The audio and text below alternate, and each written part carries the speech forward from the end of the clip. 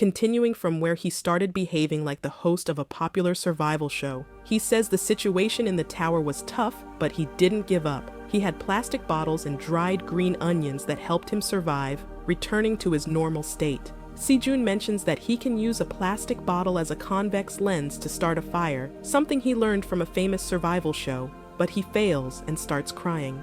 The leaves barely catch fire, and when he sighs, thinking about what he's doing wrong, a small spark ignites. That's when Shinji finds the missing detail. Rabbits come out of their burrow and see him doing something they don't understand. He blows on the pile of dry leaves, hoping they catch fire. The rabbits approach him, and Jin asks them to blow on the leaves while he uses the bottle as a lens. They start working together, and he asks them to kindle the fire. After some attempts, the leaves finally catch fire. John is in high spirits. He finally has fire. He looks at the meadow plants and decides to cook them. He roasts a stem over the fire, and the rabbit watches him puzzled. John thinks his bulb turned out well. He cleans part of the skin and takes a bite. The rabbits see him jump and shout in joy. The prepared onion leaf was so sweet that Sejun was ecstatic. It felt like having the taste of a wild green horse running through a green field. He repeats how delicious it is and starts roasting another portion. The rabbits are curious about the significance of cooking, so they devour a portion themselves. As they eat, their eyes sparkle with joy at the sweetness. This is the second entry in Sejun's diary about staying in the tower. He found fire, ate warm food, and peacefully went to sleep. Many days have passed, and now Sejun has adapted to the farmer's lifestyle. He wakes up in the morning and goes to wash at the pond. He returns to his crops, and now the cherry tomato and sweet potato plants have also grown significantly. Today, he finished harvesting green onions. Moreover, he finished watering the tomato and sweet potato plants. Everything is ready for the upcoming day, and he feels really good. Many events have occurred in the last few days. After discovering fire with the help of rabbits, they made torches from green onion leaves and placed them throughout the cave. It helped him move around the cave, especially in dark places like the pond. He was next to the pond, holding a torch when he saw something moving in the water. A fish jumped out, and he was so shocked that he barely dodged its mouth. The fish jumped with too much force and ended up on land, unable to return to the water. It was the first time John had seen it. He wondered if the fish were attracted. The torchlight and his intuition proved correct. This is how he discovered fish in the cave. He killed the fish and roasted it on the fire even though he had no seasonings. It was a truly delicious season. He found that rabbits salivate when he eats fish and asks for their share. He was amazed. He never expected rabbits to be carnivores, but since they were essentially monsters, he thought it was natural.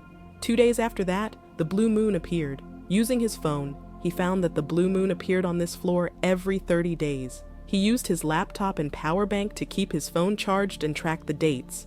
But eventually, his batteries also ran out, so John had no choice but to start marking the number of days on the wall. That's how he keeps track of time now. If we return to the present, it's been 61 days. He thanks the rabbits, who go to sleep at exactly 7 p.m. and wake up at 5 a.m. Thanks to this, he can continue counting days without making mistakes. Even though the sun never sets inside the tower and biological clocks were quite reliable, a few days ago, something amazing happened. We see a tired male rabbit opening the door of his house and, without wasting a minute, running out. The groups shout. They were babies, recently born, rabbit and pairs, and now they are very attached to John, who is now their uncle. They run straight to the window and jump on it, knocking it down to the ground. And they were really cute. Yet, he can't get enough of their cuteness. Even when they bite his face, he laughs and enjoys their company. Jun looks at the tired rabbit husband and says that raising children must be tough, but for now, he'll take care of the little ones for a while, and the spouses should relax and have breakfast. Tomato plants have already started flowering, and he takes wings to check on them. The little ones play on the farm while he observes his plants. The flowers have bloomed. Although these are tomato flowers, he now feels like he has a whole garden of flowers. For fruit to be produced, pollination is necessary, and he has to do it manually. He uses a small stick for artificial pollination of the flowers. But all these bends and work take a toll on his back. He says it would be great if there were bees around, but he thinks that's asking for too much. The rabbit sticks his larva inside the flower, and pollen hits his face. He sits and sneezes, and everyone starts laughing. But then John notices something. Tomato plants have started bearing fruit. After so many days, this work is starting to yield certain results. Sejun celebrates his first tomato harvest and dances around the fire. And this day falls on the day before the arrival of the blue moon. As it approaches, the season does everything possible to survive it. He chokes the fire and arranges a small pile of burning leaves under the huge waves.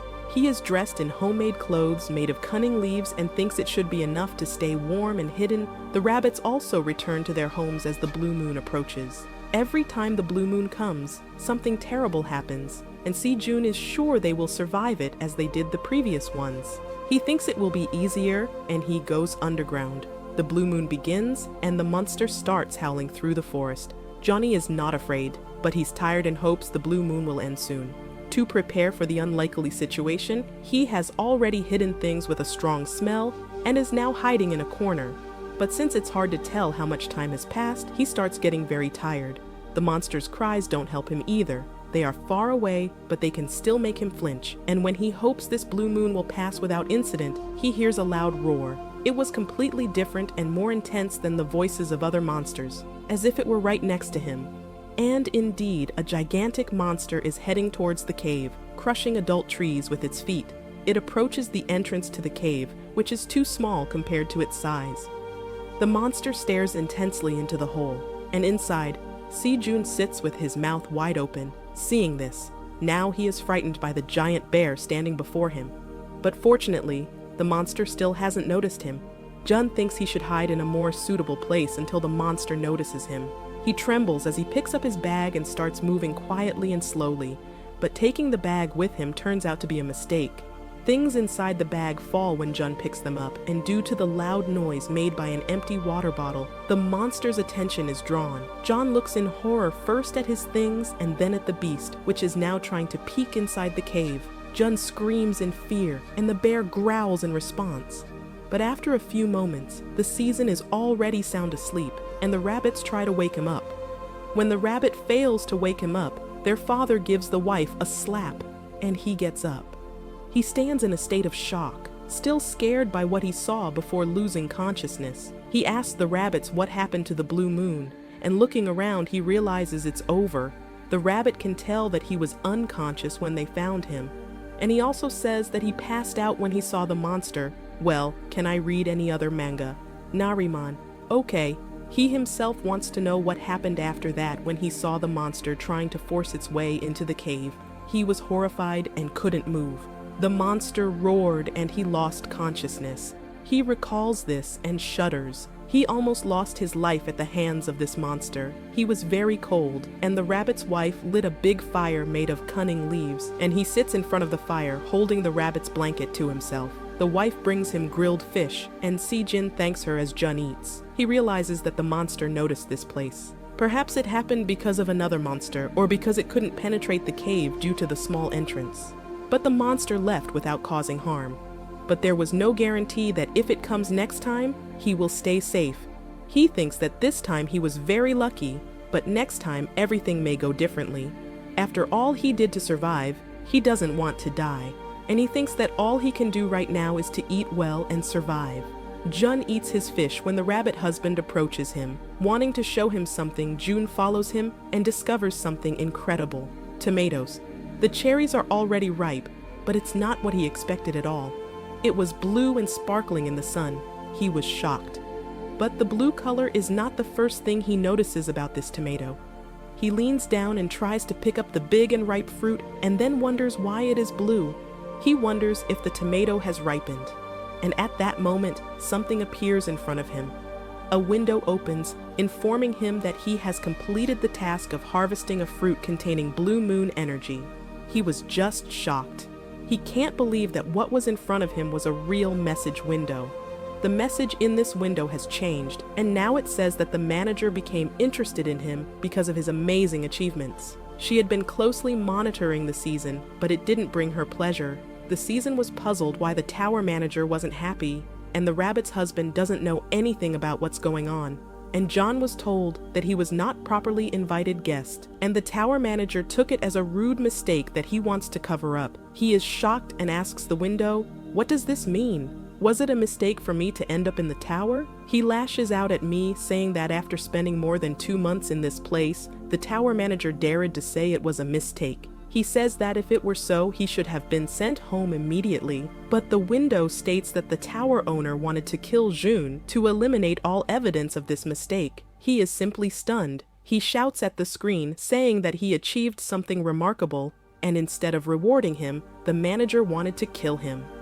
The system window remains silent for a while, and Sejun wonders what is really happening. The next message he receives changes his mood from frightened and angry to uplifted. The tower manager will wake him up right now. Sejun feels the aura surrounding him. As soon as this message appears, he can't believe it and confirms through the window that he is officially awake and standing in the tower. He wants to know what his job is, and since he considers himself clever, he should become a wizard. The tower master assigns him one job, and he eagerly awaits to see which one he will get. Now he has the job of a farmer in the tower with a qualification level. All joy and excitement leave his face, and it becomes blank. The window continues to send him messages about his job. Thanks to his work, he will never get sick and will be closer to nature. Moreover, he will earn experience points by harvesting crops. Sejin is just in shock. Inside the tower, there were no other occupations except for warrior and mage. How could he be a farmer? He orders to open the window of his status and finds that he has a common talent, and all his characteristics are the same. He stares at the window of his status, but the only thing he can focus on is his common talent. He thinks about an imaginary scenario of the future in which he manages to clear the tower. He is the main guest on an evening talk show, and the host introduces him as a person who cleared the tower despite having a common talent. The host asks the audience to applaud Sejun, and then asks him what his job was. Jun behaves very cool, and when he says he was a farmer in the tower, everyone finds him very cool and attractive. But this imaginary scenario is too pathetic. Even though Sejun clears the tower, he will still remain a farmer. He screams in despair and tries to smash the blue tomato on the ground, saying that he doesn't need it. But then he looks at the frightened and concerned faces of the rabbits and stops. He is caught off guard by the impact his actions have on his friends and looks at his farm, and then at the tomato, in her hand. He was not alone in growing it. Each of them worked hard to reach this moment. He decides that he will continue farming, and the rabbits are happy. He looks at the blue tomato in his hand, and an information window opens in front of him, telling the story of this tomato.